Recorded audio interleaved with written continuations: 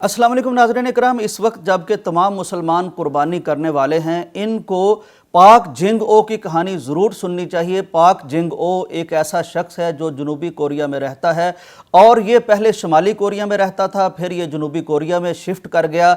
इसको मालूम था कि जनूबी कोरिया में इसके हमवतनों का हाल बहुत पतला है। इसको पता चला कि वहाँ के हालात इस तरह के हैं कि बहुत से फ़ौजी आते हैं और वहाँ से उनका चावल, उनका अनाज छीन के ले जाते हैं और वो सबसे बड़ा हवांग हाय एक सूबा है, एक खिता है जहां सबसे ज़्यादा चावल की फसल काश्त की जाती है। लेकिन इसको पता चला कि वहां के काश्तकार बेचारे भूख से मर रहे हैं। वहां जंग की वजह से या वहां की हुकूमतों की वजह से इस तरह के हालात हैं कि उनके हालात इंतहाई दिगरगू हैं, इंतहाई खस्ता हाल हैं। चुनांचे ये खुद वहां से होके आया था। जब इस तक ये सूरत हाल पहुंची, ये खबरें पहुंची, तो इसने फैसला किया कि अगरचे जनूबी कोरिया और शुमाली कोरिया के दरमियान एक बहुत बड़ा समंदर हायल है, लेकिन इसने कहा कि मैं इंशाअल्लाह ताला इस समंदर के पार अकेला शख्स अपने भाइयों की मदद करके दिखाऊंगा। चुनांचे इसने फैसला किया, अपनी बेगम के साथ मिलकर एक छोटी सी तंजीम बनाई और इस तंजीम ने लोगों से फंड इकट्ठे किए और उन्होंने एक ऐसा निराला तरीका इख्तियार किया कि आज तक इंसानी तारीख में शायद इस तरह का कोई तरीका इख्तियार नहीं किया गया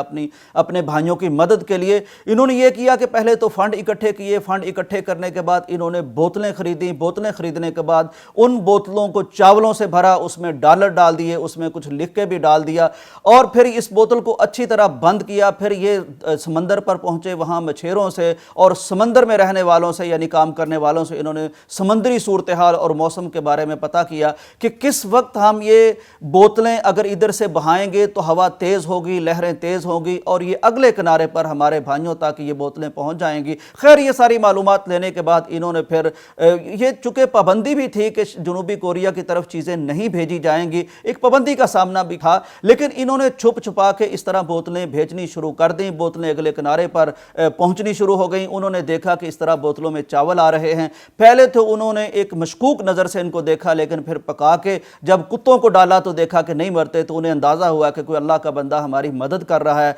चुनांचे उन्होंने ये खाना और पकाना शुरू कर दिया। अब वो इंतज़ार में रहते थे कि उधर से कोई लहरों के बल पे तैरती हुई बोतल आएगी तो हमें खाना नसीब होगा। उसमें ये डॉलर भी डालते थे, कुछ लिख के हौसला अफजाई के चीज़ें भी डालते थे। तो इस तरह ये तकरीबन 10 साल तक ये अकेला बंदा सरहद पार से, समंदर पार से अपने भाइयों की मदद करता रहा। नाज़रीन इकराम, मैंने शुरू में कहा था कि कुर्बानी करने से पहले हमें इसकी कहानी ज़रूर सुन लेनी चाहिए। मेरा सिर्फ एक ही पैगाम है कि अगर एक ऐसा शख्स जो गैर मुस्लिम है वो इंसानी दर्द में तड़प कर इस तरह यानी हैरान कुन तरीके से अपने भाइयों की दूसरे मुल्क में मदद कर सकता है, समंदर पार से कर सकता है, लहरों के बल से कर सकता है, शीशे की बोतलों में पानी डाल के कर सकता है, तो हम जो कुर्बानी कर रहे हैं अल्लाह के लिए, हम इसार कर रहे हैं, कहीं ऐसा ना हो कि वो तो बोतलें सरहद पार भी पहुंचा दे लेकिन हमारा कुर्बानी का गोश्त हमारी फ्रिज से किसी दूसरे के घर में ना जा सके। अगर ऐसा हुआ तो ये इंतहाई अफसोसनाक होगा,